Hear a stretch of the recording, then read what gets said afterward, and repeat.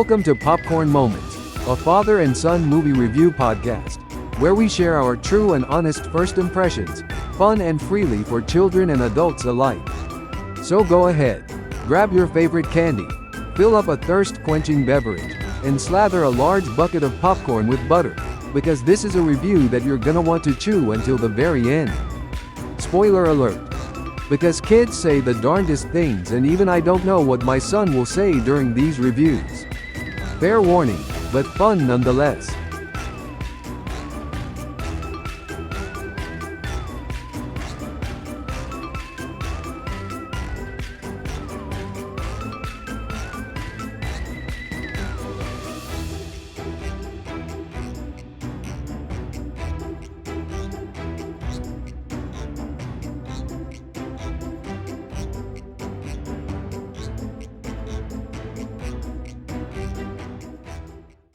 Who left the cake out in the rain? Augie, what was your favorite popcorn moment of the new Beetlejuice movie? Oh, I thought you'd never ask. It was such a great movie. It was amazing. And my favorite popcorn moment was when the sandworm was inside the church during the wedding scene. What made that so special for you? Because in the first movie, the sandworm was one of the best, not much screen time character that was in the whole movie, and I was so disappointed that he didn't really do anything throughout the first one. So to see him a lot in the second one makes me feel a lot better about him not being in the first one. So, when you first watched the first Beetlejuice, what was your thoughts on it? I mean, obviously it came out well before your time. You probably got hip to Beetlejuice because of Lego Dimensions, I feel. Yeah, so I didn't know much about Beetlejuice. I think watching it after I knew about who Tim Burton was because of Nightmare Before Christmas probably helped me be okay to watch it. And I think I learned about it because of Lego Dimensions. What I feel about Beetlejuice 1 was it felt like they crammed so much in a little bit of time, but it was still such a good classic movie. It's funny you say that about the first one because some of my friends I've talked to about watching Beetlejuice, that is the same opinion they had for the second one. They feel that so much was crammed into it. I even told them that, hey, if they would have added another half hour, maybe that would have, given a little bit more breathing room and a little bit more screen time for like the ex-wife and so forth and so on. But I feel it hit a nostalgia mark. Even for you, for not watching a whole lot of Beetlejuice, I think you still came away with some really good popcorn moments. For me, I hands down, I love the way they handled the father. The funeral scene where they're singing, the song that had us basically laughing and stitches over it. Yeah. It's a great callback to the original movie. And I think with you watching the first one, that also hit a string for you to say, "Oh, I know about this." Yes, I was dying laughing at that. I just don't know why they had to sing that song at his funeral. What is your take on the daughter, Astrid character? I feel the same about uh the first movie having both the same storyline, a child not liking their parents very much, but then later in the movie realizing why they do what they do and not not feeling so bad having them as their parent. So you think Lydia was as bad as her mom was in the first movie? Lydia was the first. She wasn't the mom in the first movie. Yeah, she She was was. the mom in the second No, movie. I'm saying Astrid was just had the same pretty much the same story as Lydia did in the first movie. Okay. She didn't. Basically, she wasn't on the same mindset as her mom. Like, she was in her own little world, liking things the way she likes it. Her mom and her didn't see eye to eye. Yes. Okay. I noticed a lot of Easter eggs in the scene where Astrid is riding on her bike going through a bunch of different areas. Oh yeah, you were popping at like every turn. Like, she would drive past something on her bike, and I saw you point to the screen. Like, oh my god, oh my god. Yeah. So what did you find? Like, what did you see? I found the school that was at the end of the movie when she was going home, or Lydia was going home. I found the I think I found. I'm trying to remember. I want to say you pointed out the hardware store. Yes. Okay. I pointed at the bridge. Yep. And I think that was it. But when she met Jeremy, and their first day, she went over to his house. Mm-hmm. I swear on the TV, I saw the dad, Jeremy's dad. I saw him watching the Beetlejuice cartoon. Really? Oh yes. My gosh! If that is an Easter egg, I missed it. That's a good one. That's a deep cut, is what they call that. I don't know for sure, but I swear I saw Beetlejuice on the screen or something like that. Okay. I think there were some other Easter eggs you pointed out when they were in the underworld. Yes, the football players were down there. Okay. Yeah, they were in the line. I remember the Bob. He was in the first movie. When Beetlejuice. Shrunken head. Yeah, but Beetlejuice, he went down there. He went to the waiting room to go back to being able to come back to Earth and stuff. Okay. What had happened was he stole Bob's number to get closer, but then Bob beat him up and took his number back and gave him his old number. And I think that was how they met or something. I don't remember for sure. I think there was the shrunken head doctor too that was sitting next to him that shrunk his head at the end of the first movie. Yeah. Yeah. So Sandworm was obviously your popcorn moment. Yes. I think I mentioned, the funeral scene. I really feel that was a very good special moment as well. Having Lydia's mom have the snakes. Oh yeah, that was that was hilarious, amazing, because she was like, "Oh, they're defanged. I won't get bit," and then she ended up getting bit. Oh, spoiler alert! That is definitely. I probably should have started that off with lots of spoilers in this review. We can put it in the title. That's probably a good idea. We speak freely. That's how we handle these reviews.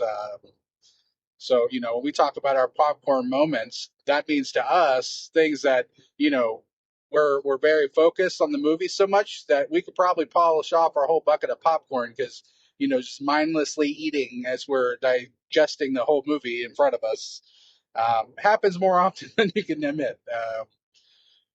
So Sandworm, funeral scene. In the church. Okay. One of my favorite scenes. How you started off this podcast? Yes. So who left the cake out in the rain? Oh. The hilarious moment where the Goofy song, I think it's a new song. I think they made it before the movie. It's hilarious. It's just having. It reminds me of the scene where the parents are at the dinner table, and then they do the Deo dance and whatever. Yep. Come, Mr. Tallyman, tally me banana. And they can't control their body. Yeah. Beetlejuice is taking over them. Yeah. That reminds me, that scene, the new scene reminds me of that, and I just love it so much. Let me ask you, what did you think, or did you know it was Danny DeVito the moment you saw the back of his head? I didn't know it was Danny. I thought it was Danny DeVito. I heard like the voice, and I was like, that sounds like him, but He has a very distinct voice. I was like, I didn't know it for sure because I just heard the voice. It sounded a little bit different, but it was because the monster that he was playing had like a gargly kind of voice, and I was like, is it him or is it not? Let me ask you another question. Did it make you want a Jersey Mike's sandwich? Yes. I mean, I can hear that grill sizzle. This is not brought to you by Jersey Mike's subs, but if they would like to get behind us, we gladly would take it. Oh God! All right, so Beetlejuice 2, Beetlejuice. When I heard the title Beetlejuice, I instantly thought, are they trying to make a new trilogy? Are we going to get Beetlejuice? What are your thoughts on that? If we do get Beetlejuice, I feel that it's gonna have to, like, I can't think of what the plot would be for that movie. Is the problem. They didn't set much up for a third one. But then again, they didn't set much up from the first movie to have a second. So they're obviously trying to tempt us into thinking, oh, we're not going to have a sequel or anything, because there's no way that it can happen. But then it's obviously going to end up happening without having anywhere to come. So I have a feeling, yes, we might get it, but they're obviously just going to find some weird way to make it. I mean, it could happen. Other thing that I'm curious on your opinion, how do you think they handled the father passing away? Now, the actor did pass away well before the movie was made, so I'm glad they kept his spirit alive, pun intended, in the movie. Like, what's your thoughts on how they handled it? They really set me up because they hadn't said it, like, they really made me laugh with that art style of him, though. The claymation stop motion video. Yeah, that weird art style thing that they had going on really had me going. I thought it was hilarious, but they really had me stuck on who the guy was who was cut in half during the movie. Yeah. I didn't know who it was until eventually, at the end of the movie, Lydia's mom came and was like, "Oh," and found him, and I was just like, "Oh!" You were definitely thrown off by that. Okay. What was your thoughts on the ex-wife that was after Beetlejuice? What do you think of that character? What I thought when I heard that she was in the trailers, I hadn't looked at many of the trailers for Beetlejuice. I just thought she was gonna help during the end. I wasn't expecting like a whole character who's just gonna kill a bunch of guys. I was expecting like some just nice lady who's gonna help them defeat him. That's not what happened. She was probably just about as evil as Beetlejuice in a way. Yeah, like she was the cause of his death. Like, are you serious? Like, you're the one who made this happen. Right. I got to give Willem Dafoe his flowers. Oh my gosh. When he takes on a character, he literally takes on that character. He was a great actor slash detective. leading the boys in blue, literally in blue, which was pretty funny. Chasing after Beetlejuice and so forth. He was a bit of a scene stealer. I thought he did a really, really good job in his role. Um, and then Lydia's fiance or boyfriend. What do you think of that guy? Oh man, I did not I don't think he was designed for anybody to like him. it. But right off the bat, in the end, they said he was just a money seeker. I knew that from the beginning. Yeah. I knew he was just up to no good. He was just trying to marry her for money. Yep, yeah. Like, they literally do not keep that as a secret. Like, you can obviously tell by him rushing to getting married and all that. He's just trying to get the money. So one thing I'll say, I think they did really good on some of the twists and turns. Again, I mentioned spoiler alert. When you find out that Astrid's dad is down there, I thought that was a cool twist. Because he was missing, so that was cool to actually, put that one to rest. But the other twist, like you find out the ex-wife is the one that killed Beetlejuice. That was a good twist. The surprise that surprised you, the dad being down there. Was there any other twist that stood out to you? Like maybe Jeremy's parents? That was a good twist. Oh man. We'll say that he got what he deserved. Yep, we'll just say that. Rightfully so. Yep, being tortured in a fire pit. Very true. But yeah, he definitely got what he deserved by doing that stuff. Yeah. Sadly, in the newest movie, we didn't get Gina Davis or Baldwin back for the ghosts. Yeah, I was like, yeah, they're gonna show up. I really want to, but they didn't. I like the fact that at least they explained there was a loophole that helped them move on, and it wasn't just oh well, they're never going to be talked about. So I do like the fact that they still at least acknowledge the characters. But I really thought they were gonna show up to help her that there were actual ghosts. To help prove Astrid that there were actual ghosts. So I thought it was cool how Astrid did not believe her mom saw ghosts. Originally, when I watched the original Beetlejuice, I didn't even imagine that. I don't know. Maybe I just didn't see Lydia as having the power to see ghosts. I just assumed she could see them because they wanted her to see them. I don't know. But the fact that I felt the second one really explained that, hey, she has a power. That's how she could see the ghosts. Yeah, I was not expecting that. I was like, I just thought, like, because in the first one they say humans can see ghosts if they want to, if they actually really want to. Like, if the ghosts want to see. Not, if the human wants to see the ghost really bad, then the human can see the ghost. Yeah. That's what they say in the first one, but in the second one, they say that she can only see them because she has special power.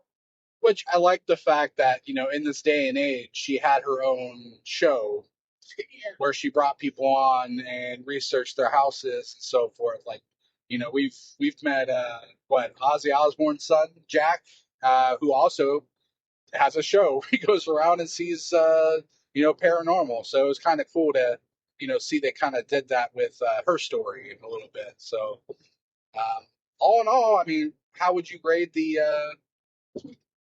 movie and the popcorn moments? Like, how would you score it from 1 to 10? All right, so I'm about to do what so since this is a new thing, I'm gonna have to explain it for all of us.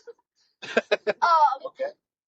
We're about to do Augie breakdown, where he breaks down the most explicit parts that he wants to grade the overall movie, and I'm about to explain Beetlejuice breakdown right here. So the overall movie, we're not there yet. So I would say beginning, first half of the movie was pretty not so connected to the second.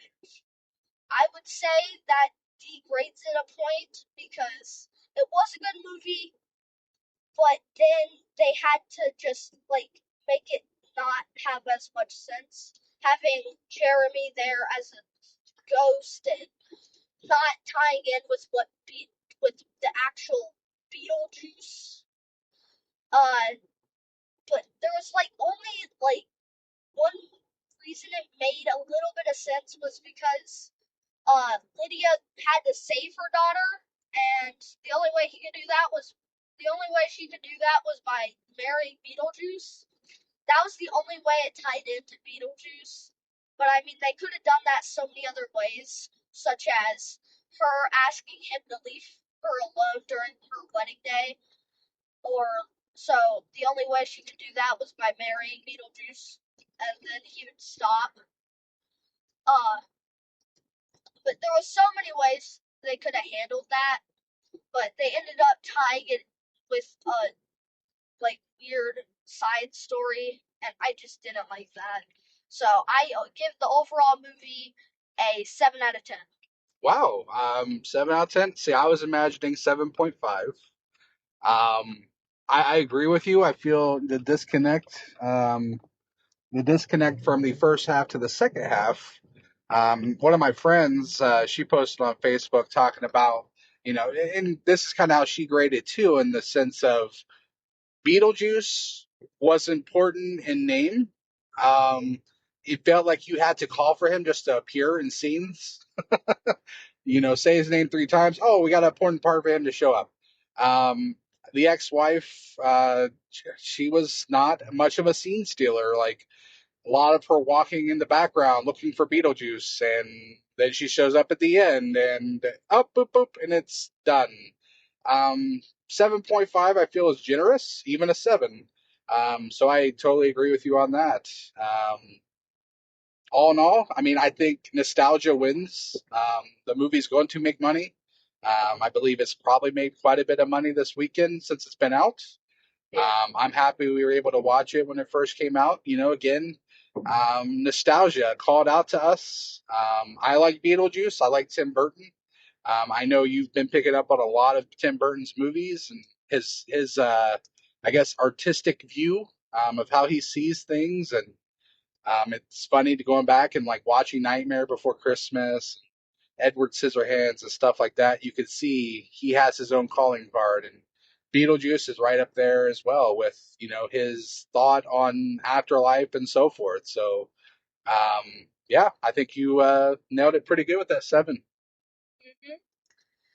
Well, that's all that we have for our ranking of Beetlejuice. Beetlejuice. I hope you guys enjoyed our podcast. Wait a second. Did that count as you saying it 3 times? Is it going to show up? Oh no. Nah, we're good. Yeah, I think we're fine. We'll see him back for the 3rd movie. Yep. Well, all right. That was our wrap on Beetlejuice. Thanks, everybody.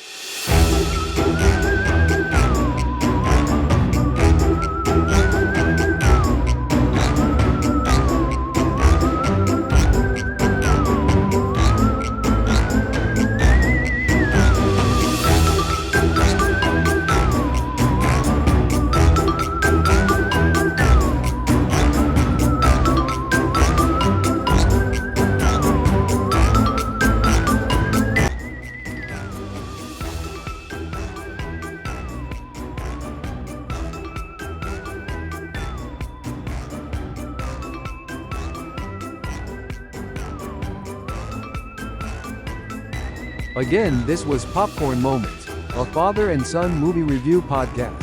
Thanks for listening.